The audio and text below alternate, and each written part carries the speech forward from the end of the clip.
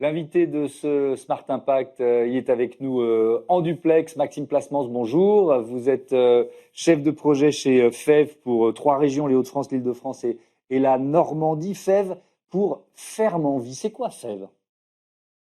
PEF, c'est une foncière solidaire. On va collecter de l'argent auprès de l'épargne citoyenne pour le réinvestir dans des exploitations agricoles. Donc foncière agricole et solidaire qui fonctionne depuis combien d'années et combien d'agriculteurs accompagnés en quelque sorte? PEF, ça a été créé en 2020. Donc aujourd'hui, on va sur nos 5 ans. Aujourd'hui, on a accompagné plus de environ 40 agriculteurs dans leur installation, dans l'acquisition de foncier pour pouvoir s'installer dans des bonnes conditions. Est-ce que c'est un modèle qui existait déjà ou que vous avez collectivement inventé en quelque sorte? C'est un modèle qui existait déjà un peu dans le monde agricole, qu'on a repris et amélioré pour répondre aux enjeux actuels et aux demandes des agriculteurs aujourd'hui. On essaie de répondre aussi à un autre enjeu très important, c'est la transition agroécologique, parce qu'on demande à nos agriculteurs aujourd'hui de s'engager dans cette transition et de convertir leurs terres pour avoir des fermes plus respectueuses de l'environnement. Alors, il y a effectivement deux enjeux majeurs dont on va parler pendant cette interview. Il y a cet enjeu de la transition agroécologique et puis il y a l'enjeu du renouvellement de génération parce que il y a quand même un chiffre assez frappant que je donnais dans les titres, un agriculteur sur deux qui doit partir à la retraite dans les 10 ans qui viennent. Vous, alors on va commencer par ça. Votre objectif, c'est quoi? C'est de trouver des candidats, des candidates, tout simplement? Nous, on a plusieurs grands défis chez FEF. C'est déjà d'identifier les bons candidats qui vont pouvoir reprendre les exploitations à vendre.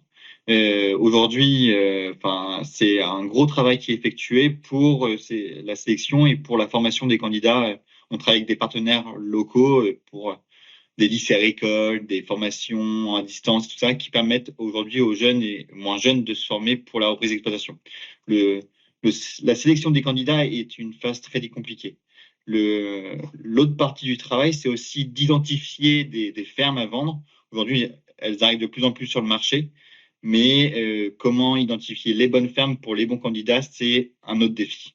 Est-ce que parmi ces candidats, il y a aussi des urbains qui veulent venir vivre à la campagne et qui ont peut-être une vision un peu idéalisée du métier d'agriculteur? Oui, tout à fait. Aujourd'hui, on a un peu tous les profils. On va avoir du l'urbain qui veut se reconvertir, qui va se former et qui va après reprendre l'exploitation. Mais on va aussi avoir le profil fils d'agriculteur qui ne peut pas reprendre la ferme familiale et qui cherche à s'installer sur une nouvelle ferme et qui a besoin de financement. Donc, on va avoir ce profil-là aussi. On va aussi avoir beaucoup le profil salarié agricole qui cherche à s'installer et qui n'a pas malheureusement les financements. Donc, on peut répondre à cette problématique-là. Il y a un enjeu de souveraineté alimentaire. À quel point le tissu, le maillage agricole français s'est affaibli depuis peut-être une vingtaine d'années ou une trentaine d'années. C'est-à-dire, il y a de moins en moins d'agriculteurs en France. Et actuellement, aujourd'hui, l'enjeu du monde agricole, c'est de se renouveler. La moitié, comme vous l'avez dit, des exploitations va être accédée dans les 10 ans à venir. Donc, comment se renouveler et comment permettre à des nouveaux agriculteurs de s'installer sur ces fermes-là? La principale problématique, c'est le financement du foncier. Aujourd'hui, quand vous voulez être agriculteur, il faut acheter des terres, il faut acheter des bâtiments, il faut acheter des tracteurs, il faut acheter un cheptel. Tout ça mis bout à bout, ça fait un investissement qui est colossal. Et les banques sont de plus en plus frileuses sur ces montants qui peuvent être très importants. Donc FEV vient apporter une brique qui peut être très importante dans les installations pour consolider et un relais bancaire après par la suite sur le reste qui reste à financer. Si on rentre dans le détail, comment ça marche? Vous faites le lien entre donc ces futurs agriculteurs et des citoyens assez engagés d'ailleurs qui sont prêts à investir ou à prêter de l'argent? Comment ça marche en fait? Exactement. Tout commence des citoyens qui veulent investir de l'argent dans un projet qui leur semble cohérent. Donc ça, nous, on essaie de flécher cette épargne-là vers notre foncière qui collecte de l'argent en permanence. Dès 500 euros, vous pouvez investir de l'argent dans la foncière. Vous avez une rentabilité qui est prévue entre 2 et 3%, mais vous avez aussi une réduction d'impôt euh, de 25% sur l'impôt sur le revenu. Donc, c'est des montants qui peuvent être intéressants pour les investisseurs particuliers. On essaie de dire, au lieu de mettre votre argent sur le livret A, mettez-le chez FEV, au moins vous savez ce qu'il va financer.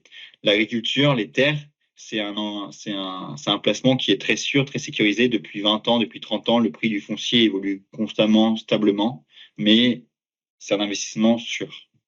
Et donc cet investissement et finalement cette utilisation de notre épargne, c'est là que ça devient encore plus intéressant, c'est qu'il se fait cet investissement avec un engagement, avec l'idée d'une transformation. Et on en vient à cet engagement agroécologique. Ça veut dire, qu'est-ce que vous demandez aux candidats, aux candidates qui vont éventuellement, grâce à vous, pouvoir racheter une exploitation? Aujourd'hui, on demande à nos candidats de respecter une charte agroécologique. Le socle commun de cette charte, c'est la conversion en agriculture biologique. Et après, on demande aux agriculteurs, selon leur type d'exploitation, d'aller un peu plus loin, comme de faire de la pratique de conservation du sol, de planter des haies, d'étudier les ressources en eau, d'avoir des circuits de circuits courts de vente pour leur circuit de distribution, etc., etc. Tout va dépendre de la forme d'exploitation, mais le socle commun, c'est l'agriculture biologique pour nos agriculteurs qui s'installent avec FEV.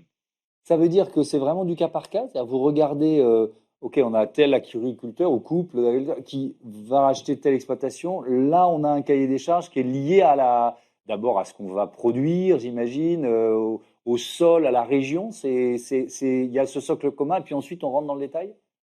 Oui, le socle commun reste vraiment le bio. Et après, on va essayer de permettre à l'agriculteur d'aller au plus loin possible dans sa transition agroécologique pour l'emmener sur des pratiques, essayer peut-être de lui faire connaître des pratiques qu'il connaissait pas pour l'amener sur une ferme la plus vertueuse possible. Donc on pourra pas demander la même chose à un céréalier que par exemple à un éleveur bovin.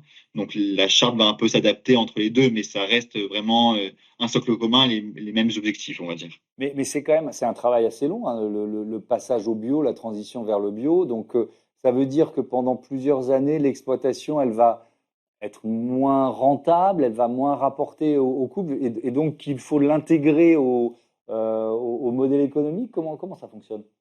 Exactement, chez FEM, on fait très attention, on construit avec les porteurs de projets, et on surveille beaucoup les modèles économiques, les prévisionnels. On demande à ce qu'ils se fassent accompagner par des acteurs. Aujourd'hui, dans le monde agricole, il y a déjà plein d'acteurs qui accompagnent les agriculteurs sur leur installation, sur leur modèle économique. Donc, nous, on demande à ce qu'ils se fassent accompagner par un de ces acteurs-là. Aujourd'hui, la transition en bio va de quelques mois à quelques années, selon le type d'exploitation. Donc, il faut prévoir cette transition dans le prévisionnel. Mais ça veut dire qu'elle va continuer de produire l'exploitation, même si elle n'est pas encore en bio, et donc commencer à rapporter de l'argent. Vous acceptez qu'il y ait une période de transition, en quelque sorte? Évidemment, on accorde une période de transition.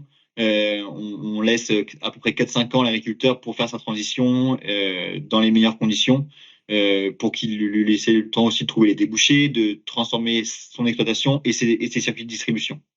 Alors, c'est sans doute un peu trop tôt pour répondre à ma question, puisque FEV n'a que 5 ans d'existence, mais est-ce qu'il y a des déçus, enfin, est-ce qu'il y a des gens qui finalement se disent, waouh, ce métier est dur il n'est pas pour moi? Non, on n'a pas eu aujourd'hui de vraiment un changement de pompée, de direction. Évidemment, quand les agriculteurs s'installent, c'est pas tout rose dès le premier jour. Il y a beaucoup de travail, il y a beaucoup de charges de travail à prendre en compte dès le départ.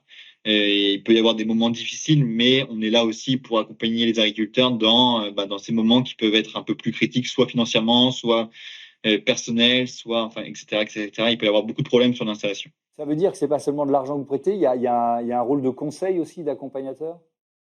On va pas dire du conseil, mais on a plutôt un rôle de soutien. On a une équipe chez FEV qui est dédiée au suivi post-installation des fermes, donc qui reste en contact avec les agriculteurs pour animer un réseau, pour animer aussi pour faire le lien entre les investisseurs et les agriculteurs. C'est très important d'essayer de recréer ce lien, de montrer ce qui se passe dans les fermes. Tous les investisseurs de FEV peuvent intégrer des groupes WhatsApp et tout ça, où il y a aussi les agriculteurs, où tout le monde peut échanger. Et en fait, vraiment, vraiment refaire le lien. Ah, en ce moment, on fait telle moisson à tel endroit. Ah, il se passe ça sur telle ferme, etc., etc. Un dernier mot, il nous reste un peu moins d'une minute. J'ai vu que FEV était labellisé. Finansol, c'est quoi ce label?